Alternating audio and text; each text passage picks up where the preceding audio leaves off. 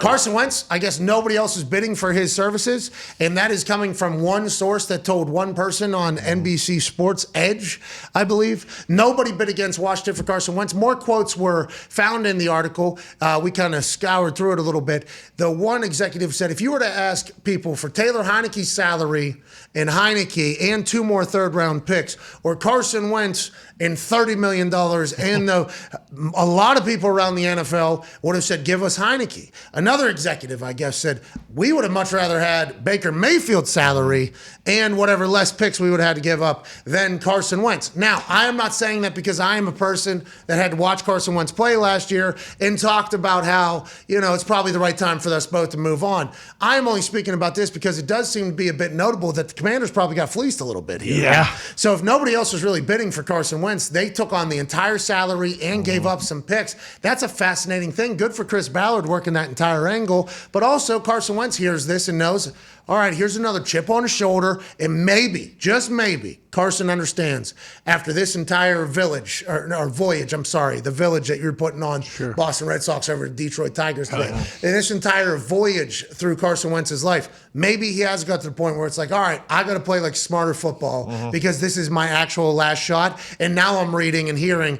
allegedly, we don't know what executives are talking to executives. By the way, you can get 5 executives that maybe don't talk to the other fucking 27 teams that can speak out of line or out of pocket. But Carson, hopefully, this is like a reminder, like, hey, this is probably your last opportunity to do a damn thing, Carson. Just be a little bit smarter with your football, with your body, with the way you go about your business. Right. And let's not sprain both ankles on one fucking play while also trying to throw an interception. Okay, we're trying to win a fucking Super Bowl. So maybe his great points will become much more consistent than those scary ones after reading and hearing even more about the bullshit being said about him. Yeah, I mean, if I was a Colts fan, I'd be jacked up because it does kind of seem like they had to do whatever they needed to do to get rid of him, and no one was going to take him, and they got a pretty fucking sweet deal for getting rid of Carson. Chris Ballard with that Texas accent.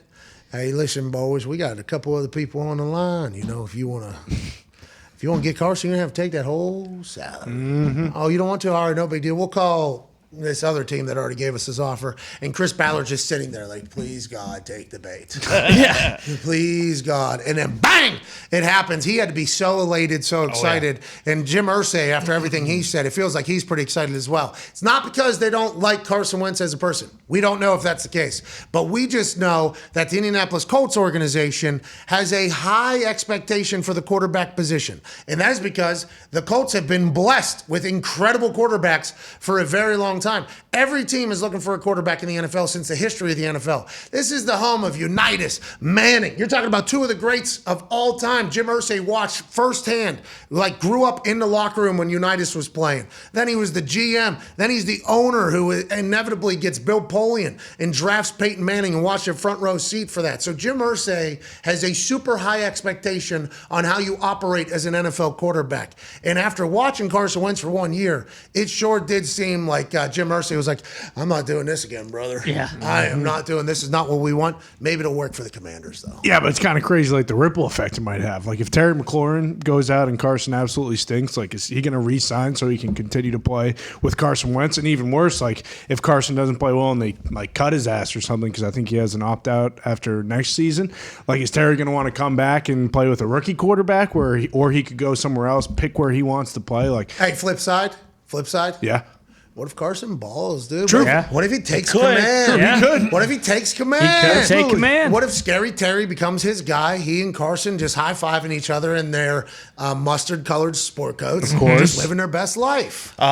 So the whole article was talking about, would you have Carson or whatever for the $28 million or Heineke for the $2 million?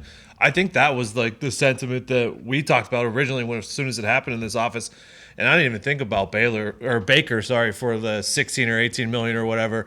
And then it's still having the 10 million and then potentially some draft picks. But I mean, if Carson doesn't work out this year, then Carson's probably not going to play in the NFL again. Well, there's a lot of other leagues he can prove himself. Oh, of yeah. course. But Carson's getting a real opportunity here, getting paid a lot of money. And I hope this is the moment that Carson looks in the mirror. And this is just like with the Bengals fans. The Bengals fans that were attacking me for talking about not having an indoor practice facility, like, hey, I'm trying to fucking help you out. All right, this is not a knock on the fans. The fans are loyal, passionate. They pay their tickets. They had a lot of years there where it wasn't great. Had some teams, never went on a run. But I'm like talking for them whenever I say, like, hey, the indoor, it's 2022. Like, fucking, let's go. The guys should be able to get extra work in the middle of a blizzard if they want to go get extra work in. If your team wants to work more and get better, they should be able to do that. I'm not saying you shouldn't practice outside, okay? You have to practice outside in the NFL to get better. But there is, numerous times where me and a lot of other people in the off season and off hours are in that indoor practice facility. In Indiana, we get like 35-mile-an-hour winds. So it's like, can I work on fucking anything in 35-mile-an-hour winds in my profession? I could, working on punting in 35-mile-an-hour conditions, but that might only be one game out of the 17. There might be some technical shit I want to get some work in. Okay, I'm going to go in the indoor practice facility. Let's say it's raining, heavily rain, which it does happen in Cincinnati and Indianapolis. Like, if a wide receiver wants to go run some extra routes and work on some stuff, he should be able to go somewhere and fucking do that. It's the NFL. It's the top of the league. So every time I was talking about that, I feel like I was sticking up for the fans, even though some of the fans were attacking me for saying this. Now they're getting an indoor practice facility. Shout out to the Bengals. Yeah. Shout out. Congrats to the fans. Congrats to the Bengals. Congrats to everything. Whenever we talk about Carson, and I say, like, hey, he's so great. He's so great whenever he's playing good. He just has those moments where he's terrible. Like, I'm not burying Carson. I hope this is something that Carson sees. Like, hey, I think I'm speaking for a lot of people whenever I say this. Like, he has the chance to be great. But goddamn, Carson Wentz is going to wince in the middle of a game when you don't expect it. And that's tough, I'd assume, for some people to fully commit and trust. And I think that's what happened with Indianapolis Colts. Well, and that's the thing about the football team or the Commanders. It's like the Whoa.